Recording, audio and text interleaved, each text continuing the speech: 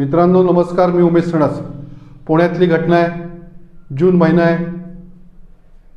अगरवाल नावाचं कुटुंब आहे. त्यांच्या कुटुंबातला मुलगा केतन अगरवाल याचं लग्न ठरलं आहे.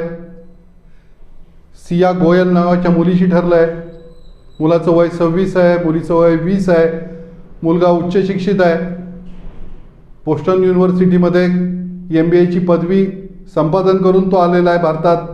वडिलांना त्यांच्या बांधकाम व्यवसायात मदत करतो आहे. उज्ज्वल भविष्य त्या मुलाला आहे. फेब्रुवारीमध्ये त्याचा साखरपुडा झालेला आहे आणि अचानक 18 जून या दिवशी त्याची हत्या होती. हत्या कोण करत आहे? त्याची वाग्दत वधू सिया गोयल हिनं तिच्या प्रियकराच्या मदतीनं केतनची हत्या केलेली आहे हे आता स्पष्ट झालेलं आहे. चेतन चौधरी हे सियाच्या प्रियकराचं नाव आहे असं समोर येत आहे.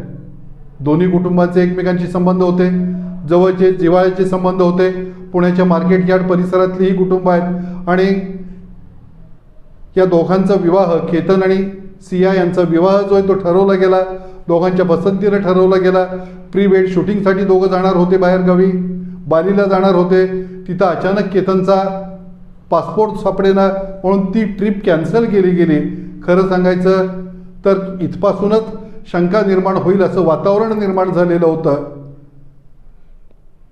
लोहगड या किल्ल्याची निवड जी आहे ती या केतन अगरवालची हत्या करण्याकरता त्याच्या प्रेयसीनं सियानं केली. लोहगडावर फिरण्यासाठी म्हणून ते केतनला घेऊन गेली. खरं पाहता 14 जूनला तिनं हा प्रयत्न केला होता. ती केतनला घेऊन लोहगडावर गेली. त्याला तिथून ढकलून दिलं. ढकलून दिल्यानंतर तो पाठीमागं पडला. त्यानं एका झुडपाला धरलं. त्याचा प्राण वाचले. त्यावेळी या सियानं अभिनय केला. जातिवंत अभिनेत्री असावी. अभिनय केला की एक साप आला होता, तो तुला चावला असता म्हणून मी तुला वाचवण्यासाठी ढकललं आणि तुझा जीव वाचवला. केतन याला सगळं खरं वाटलं. 14 जूनला केतनच्या आयुष्याची दोरी बळकट होती म्हणून केतन वाचला. पुन्हा प्रयत्न करायचं ठरवलं. 19 जूनला सियाचा वाढदिवस होता. दोन्ही कुटुंब महाबळेश्वरात येणार होती. महाबळेश्वरात हा वाढदिवस साजरा करायचं ठरलेलं होतं. लग्नाची जय्यत तयारी चालू होती. राजस्थानमध्ये मोठा विला घेतलेला होता. दोन्ही कुटुंबांसाठी 2 प्लेननं राजस्थानमध्ये जाऊन हा आलिशान विवाह सोहळा पार पाडायचा होता. एका नव्या जीवनाला केतन सुरुवात करणार होता. मात्र केतनचं दुर्दैव संपलेलं नव्हतं. 14 जूनला केतनचे प्राण वाचले खरे. आपल्याला एकटीला ही गोष्ट करता येणं शक्य नाही हे सियाच्या लक्षात आलं. सियानं तिच्या प्रियकराला बोलवलं. प्रियकराचं नाव आहे चेतन बाबूलाल चौधरी. चेतन आला एका मोटरसायकलवरनं पुण्याच्या मार्केट यार्डपासून. तो लोहगडावर पोचला. लोहगडावर त्यानं ह्या जोडप्याच्या पाठीमागं फिरायला सुरुवात केली आणि एखाद्या अवचित क्षणी, एखाद्या अतिशय पकडलेल्या क्षणाला जे आहे ते या सियानं आणि चेतननं केतनला दरीत ढकलून दिलं. 400 फूट दरीत तो कोसळला. त्याचा मृत्यू झाला. सेल्फी काढताना, फोटो काढताना त्याचा पाय घसरला आणि तो मरण पावला असं सांगितलं गेलं. पोलिसांनी त्याप्रमाणे जे ते आकस्मिक गुन्ह्याची नोंद केली. फारसा संशय कोणाला आला नाही. 4 दिवस या प्रकरणाला गेले. केतन अगरवालचा अंत्यविधी पार पडला. त्यानंतर अतिशय थंड डोक्यानं या सिया गोयलनं एक समाज माध्यमांवर पोस्ट केली आणि आपल्या होणाऱ्या भावी पतीला उद्देशून तिनं लिहिलेलं आहे की तू मला न सांगता निघून गेलास. माझं प्रेम अपूर्ण राहिलं. अनेक प्रश्नांची उत्तरं जी आहेत ती अनुत्तरित राहिली. आता भविष्य काय आहे अशा प्रकारची ती भावनिक पोस्ट होती. सिया गोयल हिला लोकांची सहानुभूती मिळावी एवढी भावनिक पोस्ट सिया गोयलनं केली आणि केतन अगरवालचा खून हा सियानं आणि तिच्या प्रियकरानं जवळपास पचवलेला होता. मात्र केतनच्या कुटुंबियांना शंका आली. केतन हा ट्रेकर होता. चांगले ट्रेक केलेले होते. अशा परिस्थितीमध्ये एखाद्या किल्ल्यावर तो जाईल आणि त्या किल्ल्यावरून त्याचा पाय घसरून तो पडेल आणि त्याचा मृत्यू होईल ही गोष्ट कुटुंबियांना कळेना. कुटुंबियांनी शोध घ्यायला सुरुवात केली. कुटुंबियांनी पोलीस अधिकाऱ्यांशी संपर्क साधला. पोलीस अधिकाऱ्यांनी पुणे ग्रामीणच्या चांगल्या पद्धतीनं तपास केला. CCTV फुटेजेस पाहिली. त्यावेळी या सिया गोयल आणि केतन अगरवाल यांचा पाठलाग करणारा एक हुडी टोपी घातलेला आणि कानाला हेडफोन लावलेला तरुण जो आहे तो स्वतःची ओळख लपवत त्यांचा पाठलाग करतोय आणि 15-20 फूट पाठीमागून त्यांच्या जो तो जातो आहे असं दिसलं. त्याचं नाव चेतन बाबूलाल चौधरी होतं. चेतन चौधरीनं आपल्या प्रेयसीच्या मदतीनं केतन अग्रवालची हत्या केली. त्याला मारण्याकरता, त्याचा जीव घेण्याकरता त्याला जे ते खोल दरीत लोहगडावरून ढकलून दिलं आणि त्याची हत्या झाली. केतन अग्रवालचा मृत्यू झाला. प्रेम आंधळं असतं, प्रेम वेडं असतं, पण प्रेम खुनी असतं, प्रेम रक्तरंजित असतं हे या प्रकरणामुळं कळालं. 20 वर्षाची ती युवती आहे, 22 वर्षाचा तिचा प्रियकर आहे आणि ज्याच्याशी लग्न होणार होतं तो केतन अग्रवाल 26 वर्षाचा आहे. काही प्रश्न, सामाजिक प्रश्न या निमित्तानं उभे राहतात. आपल्या मुलीचं बाहेर प्रेम प्रकरण आहे हे तिच्या आईवडिलांना माहिती होतं का? सिया गोयलच्या हा प्रश्न इथं निर्माण होतो. जर तिचं बाहेर प्रेम प्रकरण आहे हे तिच्या आईवडिलांना माहिती होतं तरी देखील तिच्या मनाविरुद्ध तिचं लग्न जे आहे ते तिच्या आईवडिलांनी ठरवलं का हा पुढचा प्रश्न आहे. जर असं लग्न तिच्या आईवडिलांनी ठरवलं असेल तर सिया गोयल हिचे आईवडील हे देखील या प्रकरणाला तितकेच जबाबदार आहेत. सिया गोयल हिला एखाद्या दरीत लोटल्यासारखं आईवडिलांनी जे आहे ते या विवाह बंधनामध्ये लोटण्यासाठी प्रयत्न केले का आणि सियाच्या इच्छेविरुद्ध सगळं चाललं होतं का याची माहिती या निमित्तानं पुढं आली पाहिजे. या प्रकरणामध्ये सिया गोयल नक्की दोषी आहे. या प्रकरणामध्ये चेतन चौधरी हा नक्की दोषी आहे. या दोघांना फास्ट ट्रॅकवर केस चालवून जी आहे ती फाशीचीच शिक्षा झाली पाहिजे. कारण या दोघांनी केवळ केतन अग्रवालची हत्या केलेली नाही. सिया गोयलनं केवळ आपल्या भावी पतीचा खून केलेला नाही तर सिया गोयलनं मानवतेची हत्या केलेली आहे. सिया गोयलनं स्त्रीत्वाची हत्या केलेली आहे. सिया गोयलनं प्रेमाचा खून केलेला आहे. अशा प्रकारे बेजबाबदार कृत्य करणाऱ्या, घृणास्पद वागणाऱ्या लोकांना जगण्याचा अधिकार नाही हे सर्वसामान्य माणूस सुद्धा निश्चितपणानं म्हणू शकेल. अशा प्रकारचा घृणास्पद प्रकार जो आहे तो इथं झालेला आहे. ज्या मुलाच्या लग्नाची तयारी चालू होती, ज्या मुलाचं लग्न मोठ्या थाटामाटात होईल म्हणून त्याचे आई वडील वेगवेगळी स्वप्न पाहत होते, त्या आईवडिलांचा मुलगा त्यांच्या कुटुंबातून अचानक नाहीसा झालेला आहे. परदेशातून शिक्षण घेऊन आलेला, आई वडिलांना मदत करणारा, वडिलांचा व्यवसाय सांभाळण्यासाठी धडपड करणारा एक धडपड आहे युवक, ज्याला काही माहिती नाही आहे लोहगडावर जाताना की काही क्षणानंतर काय होणार आहे. मृत्यूची पावलं जे ते आपल्या इथं इतक्या जवळ आलेली आहेत आणि मृत्यू जो आहे तो आपल्याला एका कड्यावरून लोटून जो आहे तो आपला शेवट करणार आहे हे माहिती नसताना आकस्मिकरित्या केतन अग्रवाल याला मृत्यूला सामोरं जावं लागलेलं आहे. इतकी दुर्दैवी घटना जी आहे ती फार क्वचित घडलेली जी आहे ती आपल्याला पाहायला मिळते. मध्यंतरी 1 वर्षभरापूर्वी इंदोरचं एक प्रकरण होतं.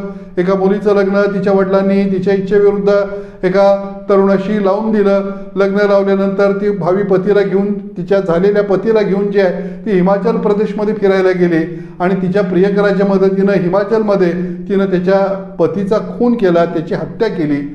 प्रेम हे एवढं हिंसक होतं आहे याची उदाहरणं आमच्या देशामध्ये आता आजूबाजूला पाहायला मिळतात. इतकं हिंसक होणारं प्रेम जे आहे ते नेमकं कशासाठी हिंसक होतं आहे याची चर्चा झाली पाहिजे.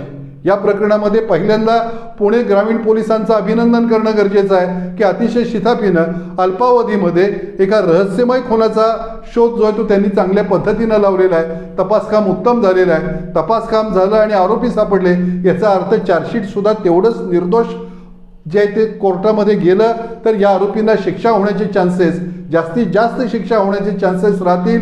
ही गोष्ट जी आहे ती चार्जशीट तयार करणाऱ्या तपासी अंमलदारांनी आणि अधिकाऱ्यांनी लक्षात घेणं गरजेचं आहे. डिजिटल पुरावा आहे, सर्कमस्टन्शियल एव्हिडन्स आहे, त्यानंतर फोटोग्राफीचा एव्हिडन्स आहे, बाकीचा पुरावा आहे. या सगळा पुरावा जो आहे तो समोर घेऊन एक चांगली केस जी आहे ती पोलिसांकडून उभी केली जाईल. लवकरात लवकर केस कोर्टात जाईल आणि या आरोपींना शिक्षा होईल. शिक्षा व्हावी अशी महाराष्ट्रातल्या सर्वसामान्य माणसाची, देशभरातल्या जनतेची इच्छा आहे. या मुलीचं नाव सिया, सीतेवरून सिया हे नाव ठेवलं. आयुष्यभर पतीला साथ देणारे आणि पतीच्या इच्छेसाठी स्वतः अग्निप्रवेश करणारी, पतीची सोबत करण्याकरता जंगलात जाणारी एक जी सीता आहे की जी आमच्या परंपरेमध्ये तिला देवीचं महत्त्व आहे, तिच्यावरून या मुलीचं नाव या आईवडिलांनी सिया ठेवलं. परंतु तिनं कुठलं काम केलं हे बघितल्यानंतर, तिचं काम आणि वागणं बघितल्यानंतर हिला शूर्पणखा म्हणावं का हिडिंबा म्हणावं की मंथरा म्हणावं हा प्रश्न पडावा. इतकं घृणास्पद कृत्य जे ते या मुलीनं केलेलं आहे. वय वर्ष अवघं 20 आहे. आपण काय करतो आहे हे तिला कळतं आहे का हा प्रश्न आहे. तिचा प्रियकर त्याचं वय वर्ष 22 आहे. एवढी माणसं हिंसक का होतात? प्रेम एवढं अतिरेकी टोकाला का जातं याची चर्चा झाली पाहिजे. या मुलीचा विवाह जर हिच्या इच्छेविरुद्ध होत होता तर तिनं त्या मुलाला सांगायला काय हरकत होती. त्याच्याबरोबर तिनं प्री वेड शूटिंग केलेलं आहे. त्याची काही व्हिडिओज समाज माध्यमांवर येत आहेत. दोघांचे एकत्रातले फोटो आहेत. त्या फोटोमध्ये ही सिया हसताना दिसते. त्या फोटोमध्ये सिया उत्साहात असलेली दिसते. हे सगळं एका बाजूला आपण हसत आहोत, उत्साहात आहोत, आपल्याला हा विवाह पसंत आहे, आपल्याला हा पती पसंत आहे, हा एका बाजूला अभिनय करायचा आणि दुसऱ्या बाजूला त्याच भावी पतीची हत्या करायची.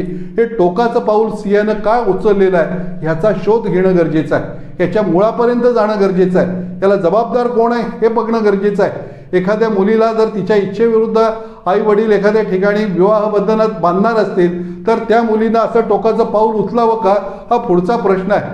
आपल्या आई वडिलांशी ही मुलगी मोकळेपणानं बोलली का नाही हा पुढचा प्रश्न आहे. आई वडिलांना मोकळेपणानं मला या मुलाशी लग्न करायचं नाही, मी दुसऱ्या मुलाच्या प्रेमात पडलेली आहे, त्याच्याबरोबर मला माझं आयुष्य घालवायचं आहे, या मुलाबरोबर मी सुखी राहणार नाही, अशी संवादाची संधी जी आहे ती या मुलीला असताना तिनं तो संवाद साधला होता का याचाही शोध घेतला पाहिजे. त्या मुलीनं असा संवाद आई वडिलांशी साधला असेल आणि तरी आई वडिलांनी तिच्याकडे दुर्लक्ष केलं गेलं असेल तर आई वडील ही या सगळ्या प्रकाराला काहीसे जबाबदार आहे. 20 वर्षाची मुलगी असं टोकाचं पाऊल उचलते आणि आपल्या भावी पिढीची हत्या करून एकाच वेळी 3 कुटुंबांना अडचणीत आणते. चौधरी चेतन याचं कुटुंब अडचणीत आलेलं आहे. केतन अगरवाल याचं कुटुंब कायमचं शोकसागरामध्ये बुडालेलं आहे आणि स्वतः सिया गोयल हिच्या कुटुंबाची अवस्था फारशी वेगळी नाही. प्रचंड सामाजिक बदनामी जी आहे ती या कुटुंबाला सहन करावी लागते. ड्रायफ्रूट्सचा व्यवसाय करणारं मार्केट यार्डमधलं कुटुंब आहे. अशा कुटुंबांमध्ये म्हणजे आर्थिक दृष्टीनं संपन्न असलेल्या तिन्ही कुटुंबामध्ये प्रेम हाच संघर्ष, प्रेमासाठीचा संघर्ष आणि त्या संघर्षानं घेतलेलं एक विकृत रूप जे आहे ते या निमित्तानं लोकांना पाहायला मिळालं. या सगळ्या प्रसंगाची सविस्तर चर्चा होणं गरजेचं आहे. हा सगळा प्रसंग जो आहे तो तरुण पिढीसमोर मांडला गेला पाहिजे. हा सगळा प्रसंग जो आहे तो ज्येष्ठ पिढीनंही समजावून घेतला पाहिजे आणि राज्यामध्ये देशामध्ये याची खुली चर्चा झाली पाहिजे. ह्याच्याबद्दल डिबेट झाला पाहिजे की प्रेम म्हणजे नेमकं काय. 20व्या वर्षी एखाद्याची हत्या करायला प्रेम प्रवृत्त करत असेल तर त्या भावनेला प्रेम असं म्हणायचं का याच्याबद्दलची चर्चा झाली पाहिजे. नैतिकता हे आमच्या समाजात राहिलेली आहे का. नैतिक शिक्षण हे नवीन पिढीला अत्यंतिक गरजेचं आहे असं म्हणावं अशी परिस्थिती आहे. नैतिक शिक्षण आणि त्याचा अभाव असेल तर कोणाची तरी हत्या करून आणि कोणाला तरी आयुष्यातनं उठवून आपण आपल्या जीवनामध्ये आनंद ओरबडून घ्यावा असं एखाद्या मुलीला आणि तिच्या प्रियकराला वाटत असेल तर आमची समाज व्यवस्था ही कडेलोटाच्या टोकावर आहे असं म्हणावं अशी परिस्थिती आहे.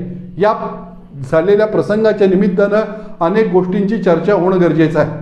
मुलींना त्यांचं मत असावं, व्हॉईस असावा, चॉईस असावा ही गोष्ट खरी आहे. पण आपल्या व्हॉईसचा आणि चॉईसचा वापर करत असताना मुलींना जर आत्मभान राहत नसेल आणि एखाद्या टोकाच्या विकृतीकडे एखादी मुलगी जात असेल तर नेमकं त्याला काय म्हणायचं याही प्रश्नाचं उत्तर आपण शोधलं पाहिजे.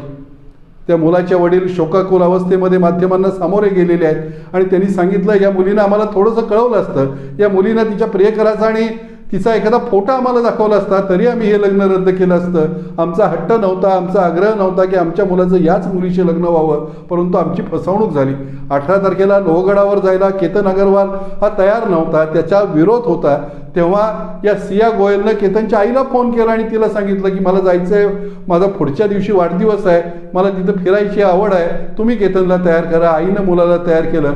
जणू मृत्यूच्या दारात मुलाला लोटायला आईनंच जे आहे ते आपल्या भावी सुनेच्या इच्छेखातर जे आहे ते लोटलं असं म्हणावं लागेल अशी परिस्थिती आहे. एवढं सगळं केल्यानंतर आणि एखाद्याची हत्या केल्यानंतर आपल्याला आपलं प्रेम मिळेल असं जर सिया गोयल या मुलीला वाटत असेल आणि ती आजच्या तरुण पिढीचं प्रतिनिधित्व करीत असेल तर आमची पिढी कशा पद्धतीनं विचार करते आहे याचा विचार करण्याची आवश्यकता आहे. अशी प्रसंग, अशा घटना समाजामध्ये विविध ठिकाणी होत आहेत, वारंवार होत आहेत. इंदोरच्या घटनेचा उल्लेख केला. इंदोरमध्ये लग्न झाल्यानंतर आपल्या पतीची हत्या करणारी तरुणी जी आहे ती त्या ठिकाणी मिळाली.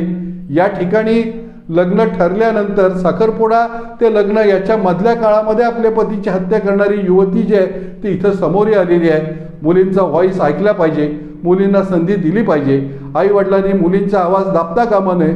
या सगळ्या गोष्टी बरोबर आहेत, परंतु या सगळ्याबरोबर नैतिक शिक्षणाची जी आहे ती समाजाला नितांत आवश्यकता आहे की दुसऱ्याचं काहीतरी ओरबडून स्वतः सुख मिळवायचं, दुसऱ्याची हत्या करायची आणि माझं प्रेम मला मिळालं असं म्हणायचं, अशा विकृतीपर्यंत काही लोक जाणार असतील तर अशी विकृती समाजासाठी घातक आहे हे लक्षात ठेवलं पाहिजे.